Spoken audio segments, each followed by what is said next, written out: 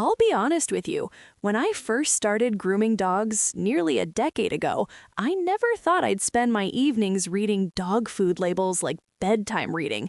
But when my senior shepherd started having digestive issues, I realized that understanding AAFCO dog food standards wasn't optional anymore. Those cryptic labels covering every bag and can, they're actually packed with useful information once you know how to decode them.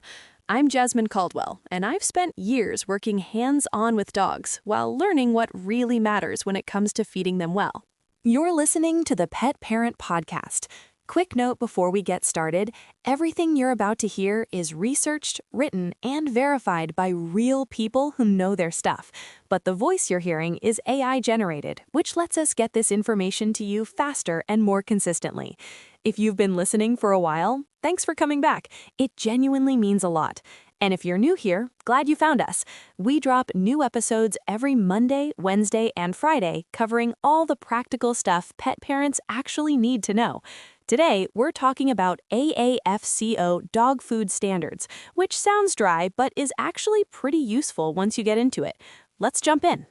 The Association of American Feed Control Officials sets the nutritional benchmarks that most commercial dog foods follow, and knowing what those standards mean can help you make genuinely informed feeding decisions for your dog, whether you've got a bouncing puppy, an active adult, or a gray-muzzled senior like my shepherd.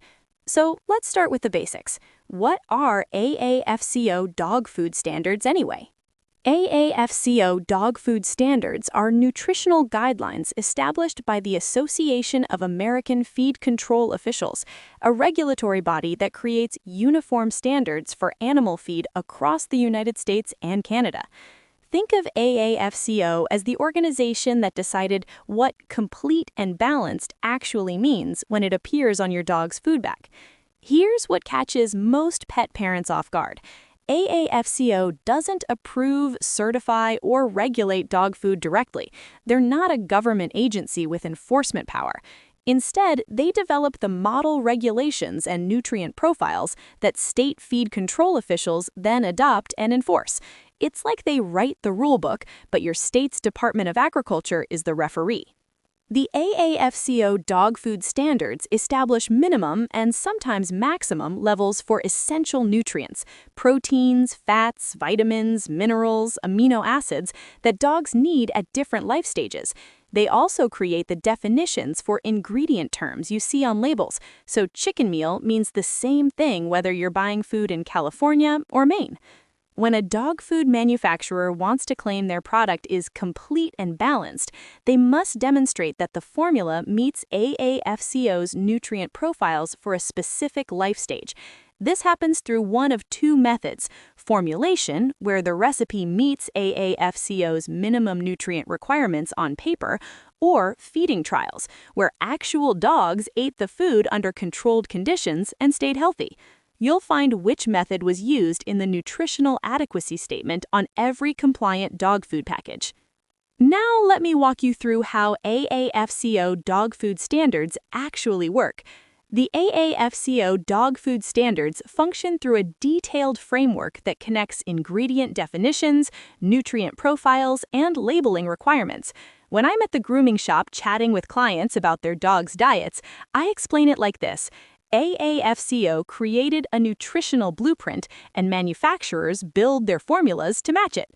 Nutrient profiles are the heart of the system. AAFCO maintains two primary profiles for dogs, one for growth and reproduction, that's puppies, pregnant, and nursing dogs, and one for adult maintenance. There's also an all life stages designation for foods that meet the more demanding growth profile, which means they're technically safe for both puppies and adults, though I'm always more specific with puppy food recommendations, since large breed puppies have unique calcium and phosphorus needs. These profiles specify minimum percentages of crude protein, crude fat, essential fatty acids like linoleic acid, and precise amounts of vitamins and minerals. For example, the adult maintenance profile requires a minimum of 18% crude protein and 5.5% crude fat on a dry matter basis, while the growth profile bumps that to 22.5% crude protein and 8.5% crude fat. My terrier mix is a perfect example of why this matters. High-energy dogs on adult maintenance formulas sometimes need supplemental calories, which is why understanding these baselines helps you evaluate whether a food actually matches your dog's activity level. Feeding trials are the alternative route to AAFCO compliance, and honestly, they're my preferred validation method. The protocol requires at least 8 dogs to eat the food as their sole nutrition for at least 26 weeks. That's 6 months. Veterinarians monitor their body weight, blood work, and overall health throughout the trial. If at least 6 of the 8 dogs complete the trial successfully within specific health parameters, the food passes. This is real-world proof, not just theoretical nutrition. The labeling requirements translate these standards into what you actually see on the bag. Every AAFCO-compliant dog food must include a nutritional adequacy statement, usually tucked on the back or side panel, that says something like, "This product is formulated to meet the nutritional levels established by the AAFCO dog food nutrient profiles for adult maintenance." That single sentence tells you which life stage the food targets and whether it passed through formulation or feeding trials. One detail that trips people up: crude protein and fat percentages don't measure digestibility or quality. Crude protein is a laboratory measurement of nitrogen content, not an assessment of whether your dog can actually use that protein. This is where ingredient quality becomes critical, but AAFCO doesn't regulate that. They just set the minimum amount that needs to be present. A food with 28% crude protein from chicken and fish is not the same as 28% crude protein from meat byproducts and corn gluten, even though both technically meet AAFCO standards. Moving on to why AAFCO dog food standards actually matter for your dog. I learned the practical value of AAFCO dog food standards when I adopted my third rescue, a senior mixed breed with chronic pancreatitis. Her veterinarian recommended a low-fat diet, and suddenly those guaranteed analysis percentages became essential reading.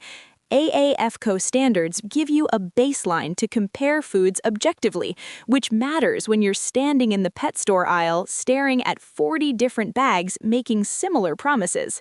First, there's the safety threshold. AAFCO compliance means the food theoretically contains enough nutrients to prevent deficiency diseases.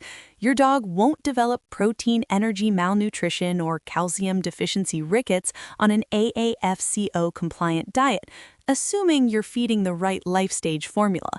That's not exciting, but it's foundational, like knowing your dog's collar won't randomly break during a walk. Then there's life stage appropriateness.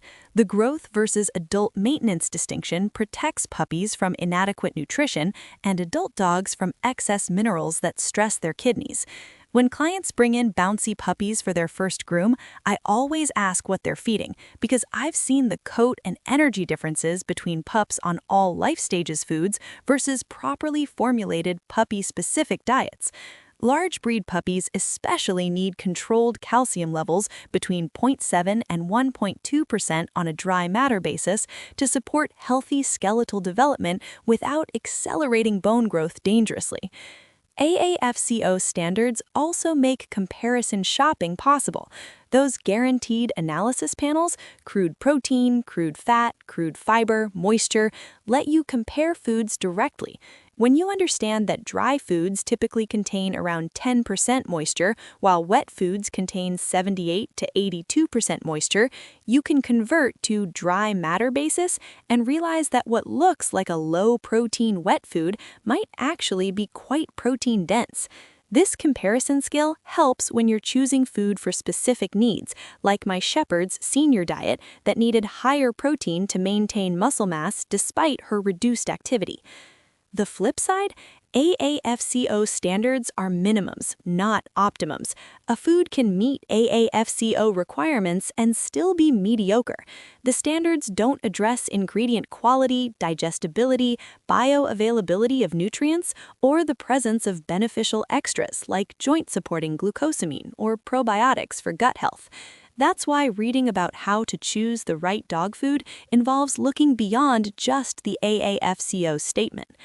Let's talk about reading and interpreting AAFCO dog food labels. Every AAFCO-compliant dog food label follows a standardized format, but knowing where to look and what the terms actually mean makes the difference between guessing and understanding what you're feeding. I keep a photo of my shepherd's food bag on my phone because explaining this in person at the shop is so much easier when people can see an actual example. Product name rules are where it starts.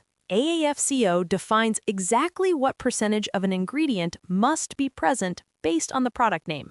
A food called chicken dog food must contain at least 95% chicken, excluding water for processing. Chicken dinner, chicken entree, or chicken platter only requires 25% chicken. Dog food with chicken needs just 3% chicken. Chicken flavor dog food can contain less than 3%, just enough for a dog to theoretically detect it.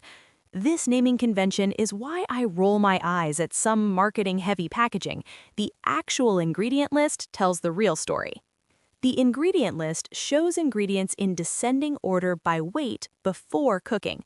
This is where you see whether chicken is the first ingredient because there's genuinely a lot of it, or because it's listed as fresh chicken, which includes water weight, while the next 4 ingredients are various forms of grain that would outweigh the chicken if combined.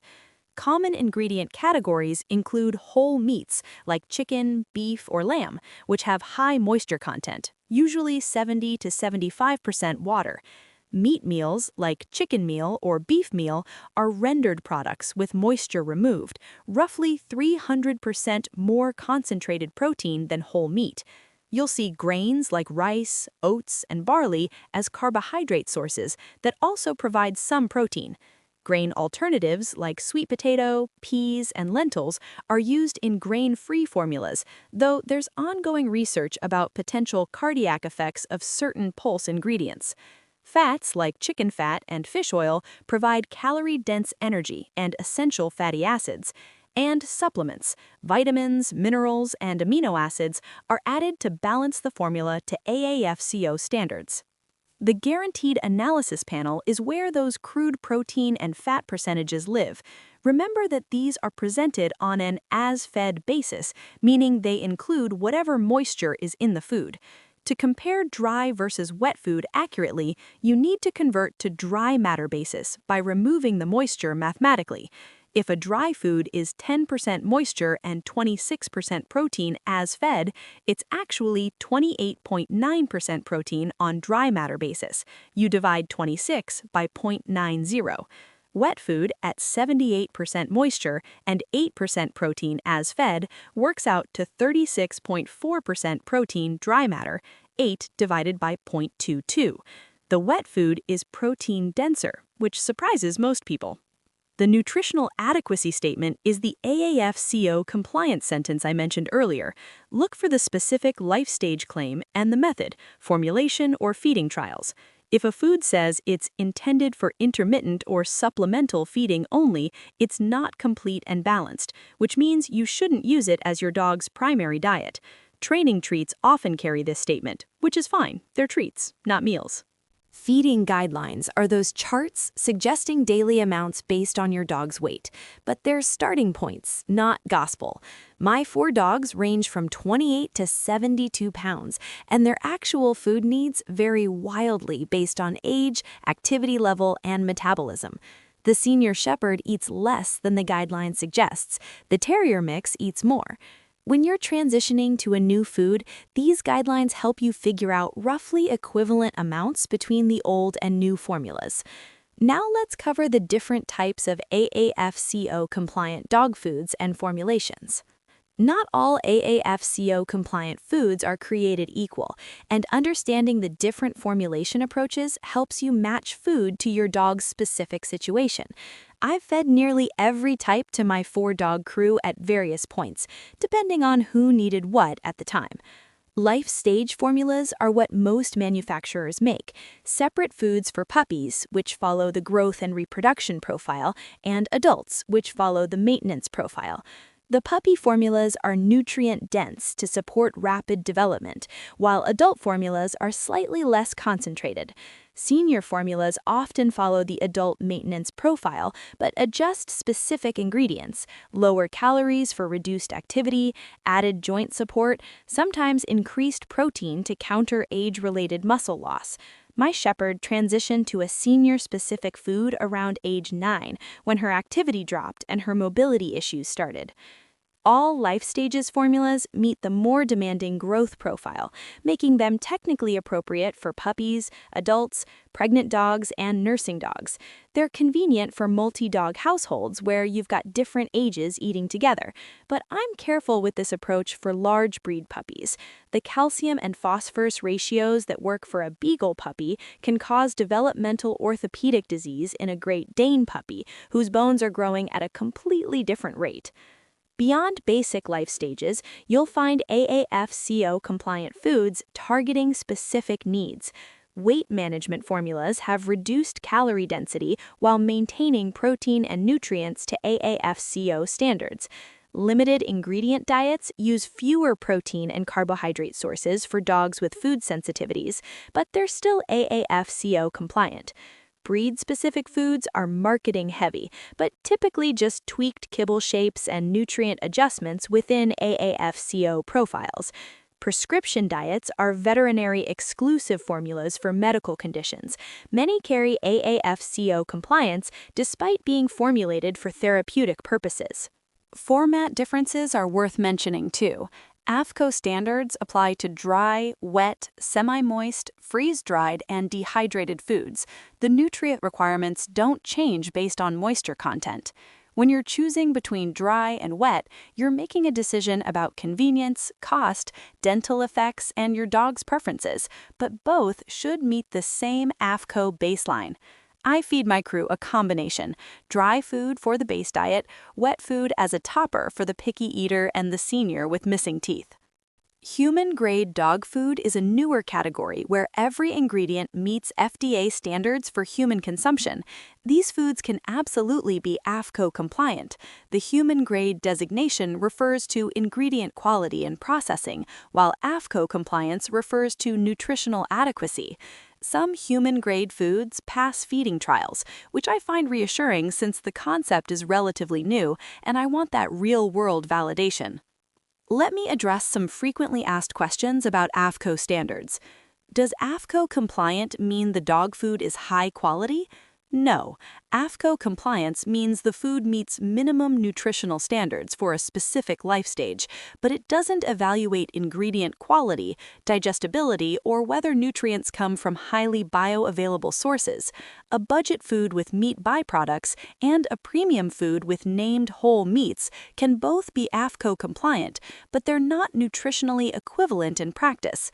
AAFCO compliance is a necessary baseline, not a quality ceiling. It tells you the food won't cause deficiency diseases, not that it's optimal for your dog's long-term health. Can I feed my puppy an all life stages dog food instead of puppy-specific food?